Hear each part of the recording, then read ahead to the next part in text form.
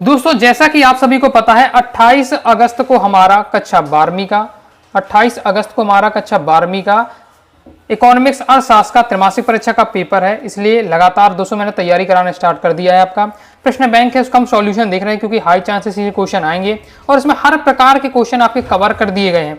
हर प्रकार के इसमें वस्तुनिष्ठ हर प्रकार के क्वेश्चन आंसर हैं। तो जो इतना पढ़ लेते हैं तो इससे बाहर आपका पेपर नहीं जाने वाला है। इसलिए मैं बहुत ज़्यादा आपके लिए मेहनत कर रहा हूँ और पूरा सॉल्यूशन आपके लिए ला रहा हूँ। ओके, तो ये आपका पार्ट 2 रहने वाला है। पार्ट 1 में दोस्तों आपके अध्याय 1 और अध्याय 2 के वस्तुनिष्ठ कंप्लीट करा दिए हैं। अभी आपकी त्रैमासिक परीक्षा में आपकी जो व्यष्टि अर्थशास्त्र पहली पुस्तक है उसके 5 अध्याय, तो 5वां अध्याय अभी आपके आने हैं। ओके, तो अध्याय 1 और अध्याय 2 के वस्तुनिष्ठ कवर कर लिए थे। इस वीडियो में हम अध्याय 3, अध्याय 4, अध्याय 5 के वस्तुनिष्ठ भी कंप्लीट कर देंगे। ओके, फिर आप आगे कहेंगे क्वेश्चन आंसर रह जाएंगे तो मैं क्वेश्चन आंसर भी आपके हर अध्याय के कवर करा दूंगा। तो अध्याय 3 आ जाता है हमारा उत्पादन तथा लागत। तो अध्याय 3 की वस्तुनिष्ठ देख लेते हैं। सबसे पहले आ जाते हैं सही विकल्प चुनकर लिखना है। और आपको ज्यादा मेहनत नहीं करनी, पूरी मेहनत आपकी तरफ से मैं पूरा कर रहा हूं। बस आपको केवल क्या है, ध्यान से देखना है और जो बताते जाऊं उसे तैयार करते जाइएगा, क्योंकि यही आपके क्वेश्चन पेपर में आ जाए। पेपर में जाकर आप भूल जाए तो फिर आपकी गलती होगी। इसलिए ध्यान से पढ़ते जाइएगा, समझते जाइएगा। ओके, बस वीडियो को ध्यान से देखना है। तो सही विकल्प पहला है उत्पादन फलन में। उत्पादन किसका फलन है? तो उत्पादन फलन में जो होता है आपका उत्पादन फलन में उत्पादन उत्पत्ति के साधनों का फलन होता है। फिर नेक्स्ट हमारा क्वेश्चन है अल्पकालीन उत्पादन फलन की व्याख्या निम्नलिखित में से किस नियम द्वारा की जाती है? तो इसका राइट आंसर हो जाएगा परिवर्तनशील अनुपातों के नियम द्वारा। फिर नेक्स्ट है दीर्घकालीन उत्पादन फलन का संबंध निम्न में से किससे है? तो इसका दोस्तों आपका राइट आंसर हो जाएगा 7 नंबर का पैमाने के प्रतिफल नियम द्वारा। फिर नेक्स्ट है उत्पादन के साधन है। तो ये आपका क्या हो जाएगा? राइट आंसर हो जाएगा उपरोक्त सभी, क्योंकि दोस्तों आपका जो श्रम, पूंजी और भूमि ये तीनों उत्पादन के साधन है। तो आंसर होगा उपरोक्त सभी। नेक्स्ट वह कौन सा समय है जिसमें उत्पादन के सभी साधन परिवर्तित किए जा सकते हैं? तो इसका दोस्तों आपका राइट आंसर हो जाएगा दीर्घकाल। दीर्घकाल है। ओके, इसका नेक्स्ट हमारा क्वेश्चन है उत्पत्ति। थोड़ा फास्ट बताऊंगा क्योंकि कई सारे क्वेश्चन है हमारा। ओके, तो मैं सब कवर करने हैं। उत्पत्ति ह्रास नियम लागू होने का मुख्य कारण कौन सा है? तो इसमें दोस्तों आपका राइट आंसर हो जाएगा साधनों की सीमितता होना। साधनों की सीमितता होना। नेक्स्ट है औसत लागत वक्र का आकार होता है। तो औसत लागत वक्र हमेशा आपके यू अक्षर जैसा होते हैं, यू आकृति के होते हैं। ओके, नेक्स्ट है अल्पकाल में उत्पादन प्रक्रिया में निम्नलिखित में से कौन से साधन होते हैं? तो इसका दोस्तों आपका राइट आंसर हो जाएगा 8वें का राइट आंसर है आपका अ नंबर का स्थिर साधन।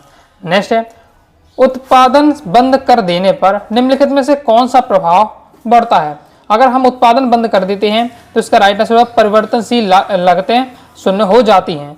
आगे नेक्स्ट है उत्पादन की मात्रा में परिवर्तन का प्रभाव। उत्पादन की मात्रा में परिवर्तन का भाव होता है केवल परिवर्तनशील लागतों पर पड़ता है।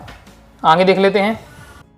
आगे नेक्स्ट हमारा 11वां वस्तुनिष्ठ है उत्पादन की 5 इकाइयों की औसत स्थिर लागत 20 रुपए है। 5 इकाइयों की औसत परिवर्तनशील लागत 40 रुपए है। 5 इकाइयों की औसत लागत क्या होगी? तो इसमें दोस्तों आपका राइट आंसर हो जाएगा 60 रुपए। इसे सॉल्व करेंगे तो आपका आएगा 60 रुपए। ओके, आगे देख लेते हैं। अब दोस्तों देखने वाले रेगिस्तान की पूर्ति। पहला है साधन की 1 इकाई बढ़ाने पर कुल उत्पादन में होने वाली वृद्धि डेढ़ कहलाती है। तो ये हमारी क्या कहलाती है? सीमांत उत्पादन कहलाते हैं। तो हो जाएगा इसका राइट आंसर सीमांत उत्पादन। नेक्स्ट अल्पकालीन उत्पादन फलन को डेढ़ कहा जाता है। तो क्या कहा जाता है? इसका राइट आंसर हो जाएगा परिवर्तनशील उत्पादनों का नियम कहा जाता है। तो आपको लिखना है परिवर्तनशील उत्पादकों का नियम। नेक्स्ट पैमाने के प्रतिफलों का संबंध डेढ़ काल की अवधि से है। तो इसका दोस्तों आपका राइट आंसर हो जाएगा दीर्घ काल की अवधि से है। नेक्स्ट है जब एमपी शून्य होता है तो टीपी डेढ़ होता है। तो टीपी आपका क्या अधिकतम होता है। नेक्स्ट डेढ़ में उत्पादन के सभी साधन परिवर्तित किए जा सकते हैं। तो इसका दूसरा आपका राइट आंसर होगा दीर्घकाल में। तो दीर्घकाल में तो इसका राइट आंसर हो जाएगा आपका दीर्घकाल।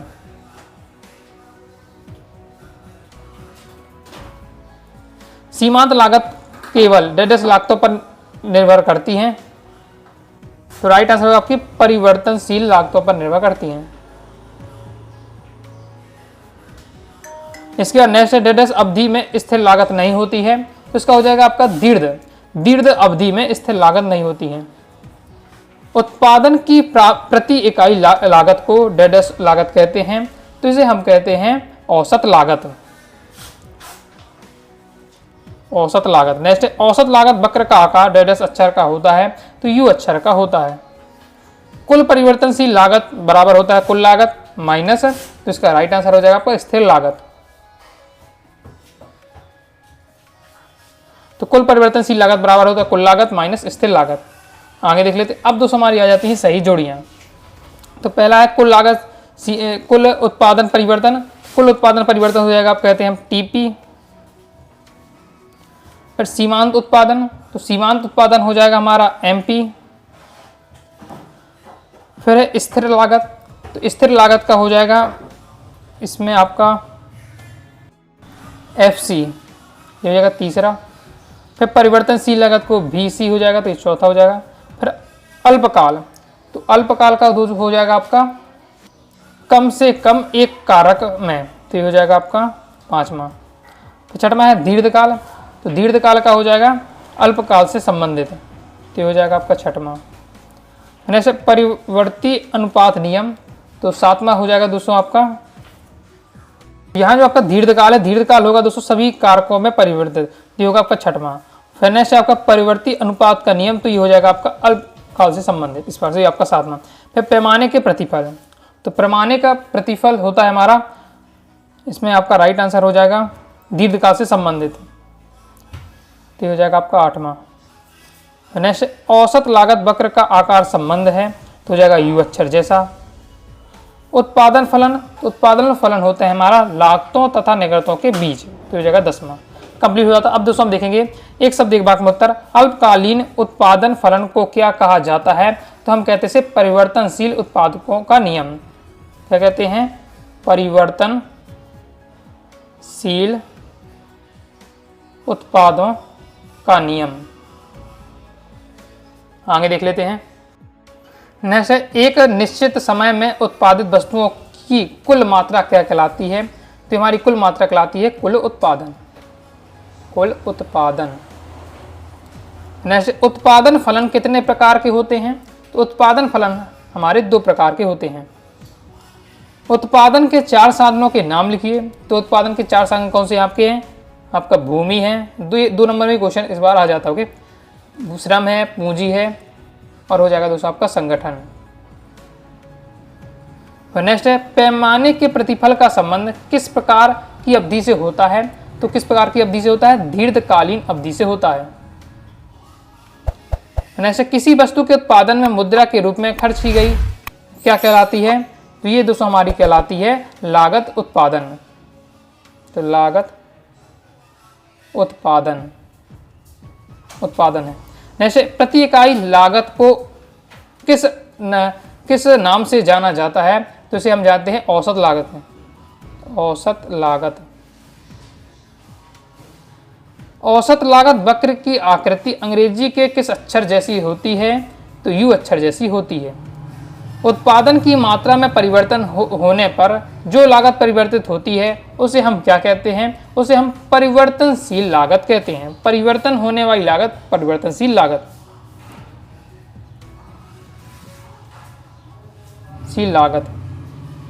स्थिर लागत का दूसरा नाम क्या है, तो स्थिर लागत का दूसरा नाम है पूरक लागत।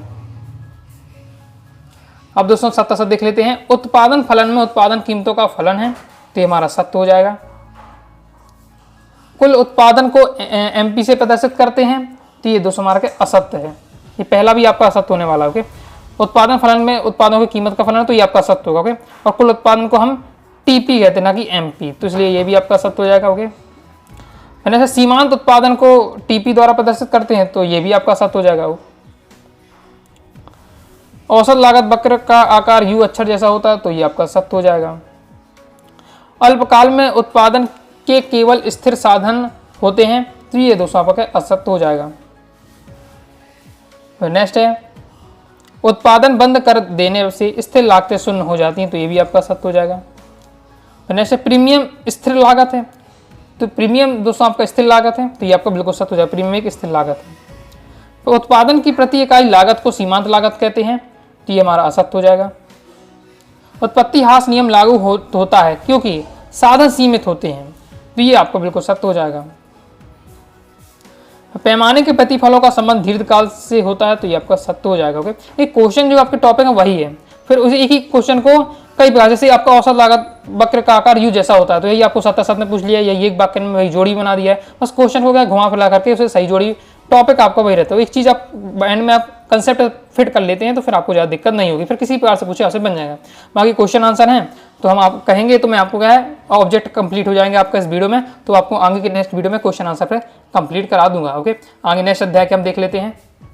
नेक्स्ट हमारा अध्याय 4 है, पूर्ति प्रतिस्पर्धा की स्थिति में फर्म का सिद्धांत। इससे देख लेते हैं। तो सही विकल्प है, कोई फर्म संतुलन में होता है जब क्या है MR = आपका MC। पूर्ति निम्नलिखित में से किस से जुड़ी होती है, तो समय अवधि से भी जुड़ी है और कीमत से भी जुड़ी है, तो आ और बा दोनों हो जाएगा। अन्य बातें समान हो, वस्तु की कीमत तथा पूर्ति की मात्रा में धनात्मक संबंध क्या व्यक्त करता है, तो पूर्ति के नियम को क्या व्यक्त करता है। आगे देख लेते हैं। आगे नेक्स्ट क्वेश्चन है, पूर्ति में कमी के निम्नलिखित में से कौन से कारण हैं, तो इसका दोस्तों आपका राइट आंसर उपयुक्त सभी, क्योंकि उत्पादन की लागत में वृद्धि, स्थापन वस्तु की कीमत में वृद्धि, ये सभी किसमें आते हैं, आपके पूर्ति की कमी के कारण में आते हैं। नेक्स्ट है, वस्तु की उस मांग को क्या कहते हैं जिसे विक्रेता निश्चित समय, बाजार तथा कीमत पर बेचने को तैयार होता है, उसे हम क्या कहते हैं, पूर्ति कहते हैं। नेक्स्ट है, जब किसी वस्तु की कीमत में 40 की वृद्धि होती है परंतु पूर्ति में केवल 15 की वृद्धि होती है, ऐसी वस्तु की पूर्ति की लोच कैसी होती है, तो बेलोजदार होती है। औसत लागत किसके समान होती है, तो औसत जो लागत होती है हमारी कीमत के समान होती है। फिर हमको दिया हुआ है, तो इसका अर्थ पूर्ति की, इसका अर्थ होता है पूर्ति की, पूर्णता क्या है, बेलोजदार है। अगर ये इसका वैल्यू अगर 0 है, शून्य है, तो पूर्णता जो आपकी क्या है, बेलोजदार पूर्ति की लोच है।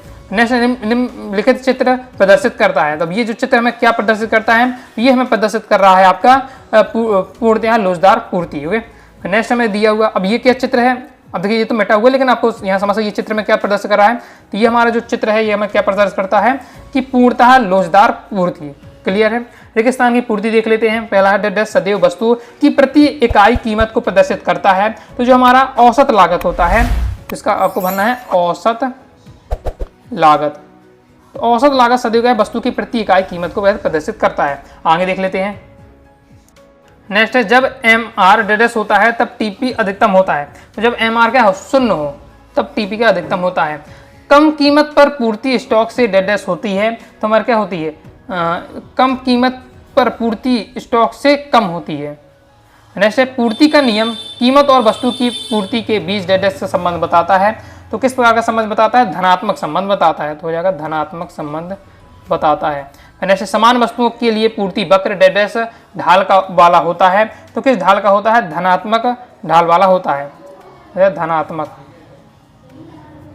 फिर नेक्स्ट है, पूर्णतः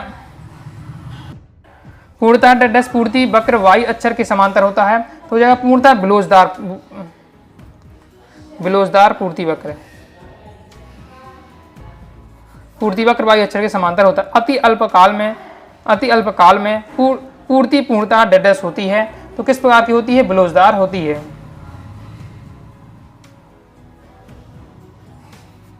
नेक्स्ट है, दूध जैसी वस्तु के लिए पूर्ति की लोच पूर्णतः होती है, तो किस प्रकार से होती है, इसका राइट आंसर हो जाएगा बिलोजदेर होती है।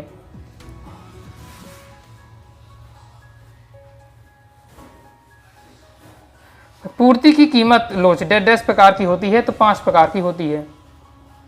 पूर्ण प्रतियोगिता एक स्थिति होती है, एक काल्पनिक स्थिति होती है। कंप्लीट हो जाता है। सही जोड़ी देख लेते हैं। पहला हमारा पूर्ण प्रतियोगिता, जो पूर्ण प्रतियोगिता हो जाएगा हमारा क्रेता विक्रेता में की अधिक मांग। फिर औसत संप्राप्ति हो जाएगा हमारा AR। फिर नेक्स्ट है कुल लाभ विक्रेता के, तो हो जाएगा दोस्तों आपका यहाँ TP।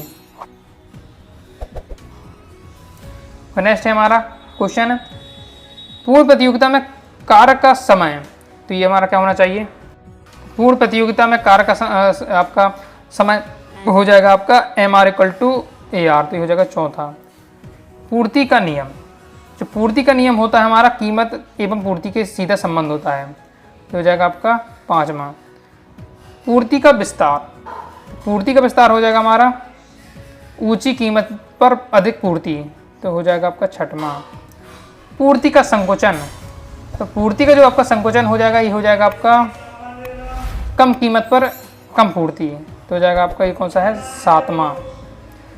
फिर आपका स्टॉक, तो स्टॉक यहाँ आपका कौन सा, वस्तु की वह मात्रा जो पे है पास मौजूद है, तो हो जाएगा 8वां। पूर्तिकालीन, तो पूर्तिकालीन हो जाएगा दोस्तों हमारा वस्तु की विभिन्न कीमतों पर बेची जाने वाली मात्रा, हो जाएगा 9वां। है पूर्ण प्रतियोगिता में मूल्य निर्धारण, ये हो जाएगा दोस्तों हमारा मांग तथा पूर्ति द्वारा, हो जाएगा 10वां। कंप्लीट हो जाता है। एक शब्द एक वाक्य में उत्तर हम देख लेते हैं। एक वस्तु की अतिरिक्त इकाई बेचने से कुल लागत में जो वृद्धि होती है उसे हम क्या कहते हैं, तो उसे हम कहते हैं सीमांत लागत। उसे हम क्या कहते हैं, तो सीमांत लागत। ये आपका पहली का आंसर हो गया। नेक्स्ट दूसरा, पूर्ण प्रतियोगिता में एक फर्म का साम्य कहाँ होता है, तो उसका हो जाएगा मांग और पूर्ति के बराबर होने पर। क्या आंसर लिखना है आपको दूसरे में, मांग और पूर्ति के बराबर होने पर। नेक्स्ट है, बाजार में एक वस्तु के क्रेता और विक्रेता की अधिक संख्या किस प्रकार के बाजार की विशेषता है, तो ये किस प्रकार के बाजार की विशेषता है, पूर्ण प्रतियोगिता बाजार की विशेषता है। नेक्स्ट है, पूर्ति का नियम किन के बीच धनात्मक संबंध को बताता है, तो ये हो जाएगा कीमत, मात्रा व पूर्ति के बीच। किसके संबंध को बताता है, कीमत, मात्रा और पूर्ति के बीच। तो इससे आपको चौथे का राइट आंसर हो जाने वाला कीमत, मात्रा व पूर्ति के बीच। नेक्स्ट है, पूर्ति की कीमत लोच कितने प्रकार की होती है, तो 5 प्रकार की होती हैं। जब कीमत एवं पूर्ति समानुपात में परिवर्तित होती है उसे वह किस प्रकार की लोच कहलाती है, तो वह जो हमारी लोच कहलाती है अत्यधिक लोचदार पूर्ति कहलाती है। क्या कहलाती है, अत्यधिक लोचदार पूर्ति। नेक्स्ट है, मूल्यह्रास क्या होता है, तो मूल्यह्रास क्या है, किसी अचल संपत्ति के मूल्य में लगातार होने वाली कमी। कोई अचल संपत्ति है, उसके मूल्य में अगर लगातार कमी हो रही है तो हमारा क्या है, मूल्यह्रास कहलाता है। मूल्यह्रास यानी क्या है, कमी होना। तो किसी भी आपकी अचल संपत्ति के मूल्य में कमी आ रही तो मूल्यह्रास कहलाएगा। प्रति इकाई लाभ का सूत्र लिखिए, तो किसका बताना है आपको, प्रति इकाई लाभ का सूत्र। तो इसका क्या सूत्र बन जाएगा आपका, विक्रय राशि माइनस हो जाएगा आपका उत्पादन लागत। विक्रय राशि माइनस उत्पादन लागत। नेक्स्ट हमारा क्वेश्चन है, लाभ अधिकतम करने की शर्त क्या है, तो उत्पादन कम से कम और मूल्य अधिक से अधिक हो। लाभ अधिकतम में करना है तो उसका सीधा शर्त है हमारी उत्पादन कम से कम और मूल्य क्या है, अधिक से अधिक हो। नेक्स्ट है, सूत्र लिखिए, तो कुल लागत का आपका सूत्र यहाँ क्या बनने वाला है, तो ये आपका राइट आंसर हो जाएगा वस्तु की मात्रा गुणा कीमत। वस्तु की मात्रा गुणे हो जाएगा आपका कीमत, तो ये हो जाएगा आपका कुल आगम का सूत्र। क्लियर है, आगे देख लेते, कुल आगम का सूत्र है वस्तु की मात्रा गुणे कीमत। 77 देख लेते हैं, पूर्ति का संकुचन बताता है कि वह अधिक कीमत पर कम पूर्ति है, तो ये हमारा सत्य हो जाएगा। समान वस्तुओं के लिए पूर्ति वक्र बढ़ते ढाल वाला होता है, तो ये भी आपका सत्य हो जाएगा। अधिक कीमत पर स्टॉक पूर्ति बाजार में पूर्ति अधिक होती है, तो ये भी हमारा सत्य हो जाएगा। नेक्स्ट है, पूर्ति के नियम कीमत तथा पूर्ति के बीच विपरीत संबंध बताता है, तो आपका असत्य हो जाएगा। विपरीत संबंध नहीं बताता है क्योंकि वस्तु की समान कीमत पूर्ति प्रतियोगिता की विशेषता है, तो 5वां दूसरा क्या हो जाएगा, सत्य हो जाएगा। नेक्स्ट 6वां, कुल लाभ बराबर होता है कुल आगम ज़्यादा है बड़ा है कुल लागत होता है, ये इसका फॉर्मूला होता है, तो 6वां दूसरा क्या हो जाएगा, ये भी आपका असत्य है। ये दोस्तों आपका असत्य हो जाएगा। ओके, फिर नेक्स्ट है हमारा 7वां, ये प्रति इकाई लाभ की हमें दिया हुआ कुल लाभ बटे कुल उत्पादन, तो ये भी आपका क्या असत्य हो जाएगा, फॉर्मूला आपका सही नहीं है। 7वां हो जाता है। 8वां नेक्स्ट हमारा है कि पूर्ति की कीमत लोच की 3 श्रेणियां होती हैं, तो ये भी आपका असत्य है, ये 8वां सत्य हो जाएगा। 9वां है हमारा पूर्ति है लोचदार की पूर्ति, ये सी से प्रदर्शित करते हो, ये भी आपका असत्य हो जाएगा। नेक्स्ट वाला आपका क्या जी सत्य है आपका, इससे हम प्रदर्शित करते हो, तो ये आपका क्या सत्य हो जाएगा। ओके, कंप्लीट हो जाता है। अब नेक्स्ट हमारा लास्ट अध्याय है अध्याय 5, उसकी हम देख लेते हैं वस्तुनिष्ठ। नेक्स्ट अध्याय है हमारा अध्याय 5 बाजार संतुलन। ये हमारा जो पहली पुस्तक है बेस्ट ईयर उसका लास्ट अध्याय है और यहीं तक आपके भी त्रैमासिक परीक्षा में आना है, तो उसकी और वस्तुनिष्ठ रह जाते हैं। चलिए इसे भी कवर कर लेते हैं फास्ट ही। ओके, वीडियो को लाइक जरूर कर दीजिएगा, आप ही के लिए लगातार मेहनत कर रहा हूँ, ताकि अगर आप एक बार पढ़ ले अच्छे से तो अच्छा स्कोर कर सकेगा। 3 महीने में भी अगर आपने लापरवाही कर दी है तो भी आप क्या है ऐसा आप नंबर आए आपके कि आपको लगे कि आप तो एकदम रात दिन पढ़ रहे थे। तो इस प्रकार से मैं आपकी तैयारी करा रहा हूँ कि 3 से 4 दिन में आप अच्छा स्कोर कर सकोगे पढ़कर। तो बाजार की निम्नलिखित में से कौन सी विशेषता है तो ये सभी विशेषताएं कौन सी, क्रेता और विक्रेता की उपस्थिति होती है बाजार में, एक क्षेत्र होता है उपस्थित होता है, बाजार जाकर कोई एरिया फिक्स होता है, क्रेता विक्रेता होता है, वस्तु का एक मूल्य होता है, ये सभी विशेषताएं। निम्नलिखित में से पूर्ण प्रतियोगिता की विशेषता नहीं है, तो इसका राइट आंसर आपका विज्ञापन तथा विक्रय लागतें, ये क्या है, उसकी विशेषता नहीं है। बाजार मूल्य संबंधित होता है अति अल्पकालीन मूल्य से। किसी वस्तु का मूल्य निर्धारित होता है तो मांग और पूर्ति द्वारा किसी वस्तु का मूल्य निर्धारित होता है। कीमत उस बिंदु पर निर्धारित होती है जहां क्या हो, वस्तु की मांग तथा पूर्ति बराबर हो। फिर नेक्स्ट देख लेते हैं, साम्य कीमत का निर्धारण निम्न में से किसके द्वारा स्थापित होता है, तो मांग और पूर्ति दोनों के द्वारा होता है, इसलिए आ व इसका आंसर हो जाएगा। अति अल्पकाल में पूर्ति होती है, पूर्णतः आपकी क्या है, बेरोजगार होती है। साधनों की मांग होती है, जो साधनों की आपकी मांग होती है वो उत्पादकता द्वारा होती है।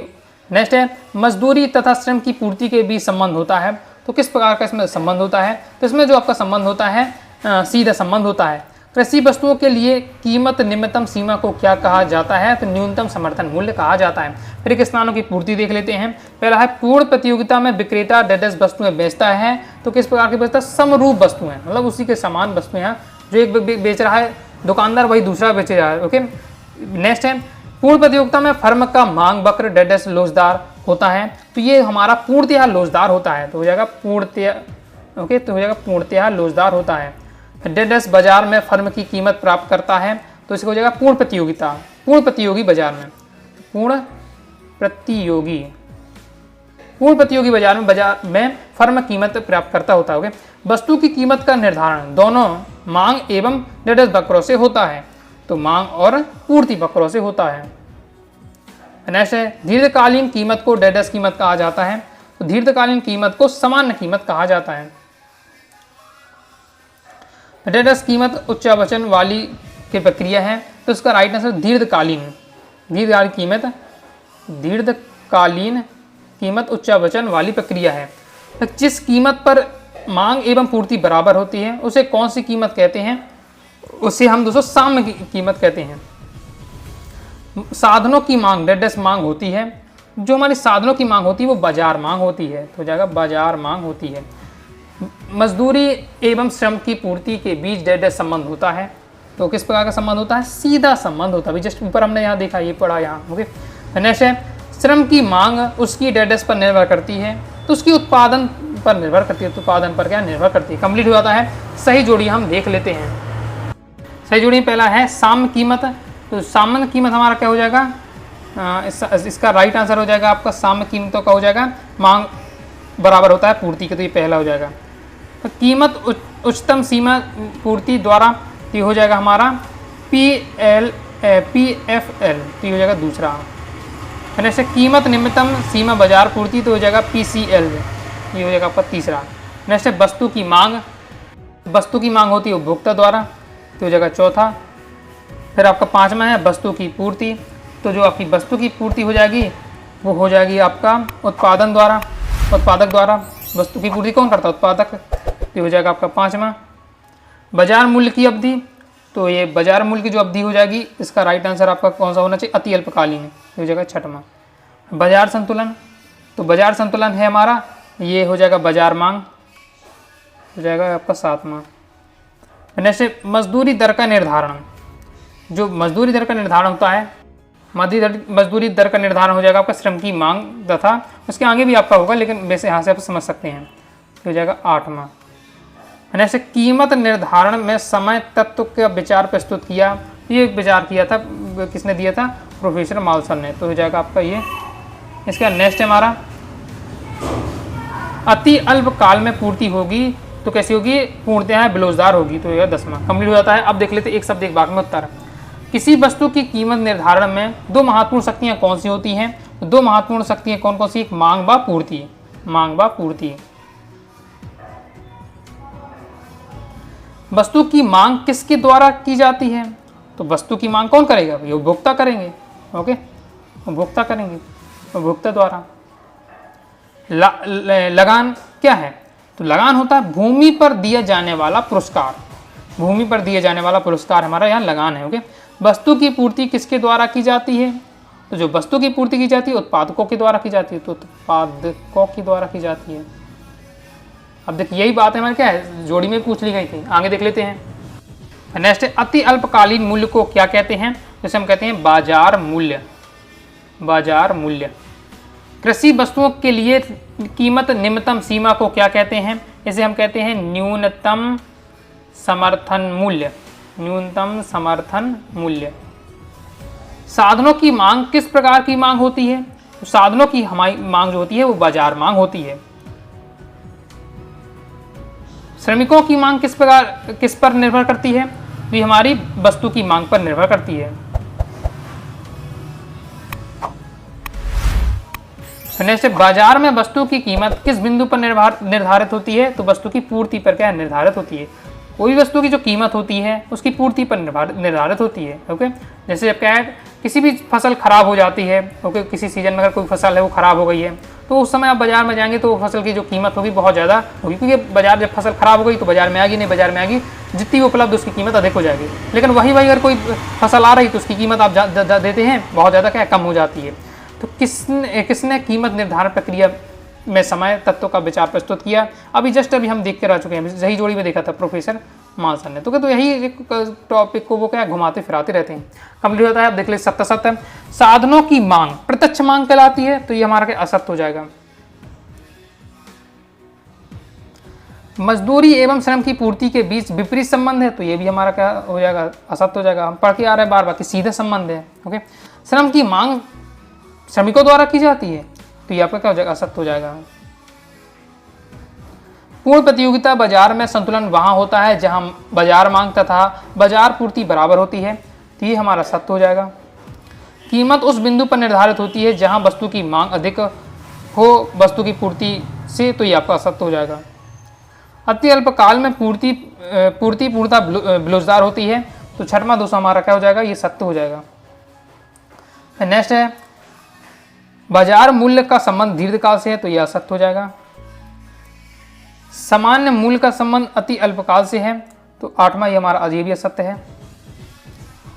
संतुलन वह अवधारणा है जिसमें परिवर्तन की कोई प्रवृत्ति नहीं पाई जाती है, तो ये आपका सत्य हो जाएगा।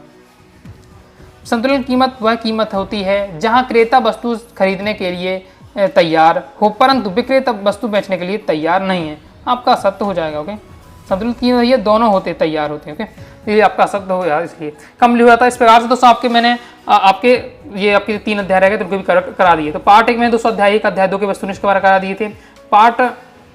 पार्ट 2 में दोस्तों मैंने अध्याय 3 अध्याय 4 अध्याय 5 के देख ली। तो इस प्रकार से मैंने आपके 5 अध्याय आने हैं त्रैमासिक परीक्षा में, 5 अध्याय के मैंने कंप्लीट आपको वस्तुनिष्ठ आपको बता दिए। क्वेश्चन आंसर रह जाते हैं, सपोर्ट रहता है और आप कमेंट करते हैं कि हाँ, आप कमेंट कर दीजिए अभी कि क्वेश्चन आंसर चाहिए, कि हाँ भैया क्या है क्वेश्चन आंसर चाहिए, तो मैं आपको क्या है क्वेश्चन आंसर भी इसी प्रकार से जिस प्रकार से वस्तुनिष्ठ कवर कराए हैं उसी प्रकार से मैं आपको सभी प्रश्नों के सिलेक्टेड क्वेश्चन करूँगा। यहाँ भी बहुत सारे क्वेश्चन दिए हैं, ऐसा नहीं ये 2-4 बहुत सारे हैं, तो मैं तो कहूँगा सब नहीं पढ़ना है। जो आपके पेपर में आने वाले हैं सिलेक्टेड रहते हैं उनको मैं आपको टिक कर दूंगा, वो हाई चांस है जिनके, उनका सॉल्यूशन मैं आपको समझा दूंगा। ओके, तो आइए दोस्तों आपको वीडियो पसंद है, वीडियो पसंद है लाइक करके सब्सक्राइब जरूर कर दीजिएगा। इसके साथ ही दोस्तों टेलीग्राम चैनल और व्हाट्सएप चैनल को जरूर ज्वाइन कर लीजिएगा। मिलते हैं दोस्तों नेक्स्ट वीडियो में, तब तक के लिए बाय बाय।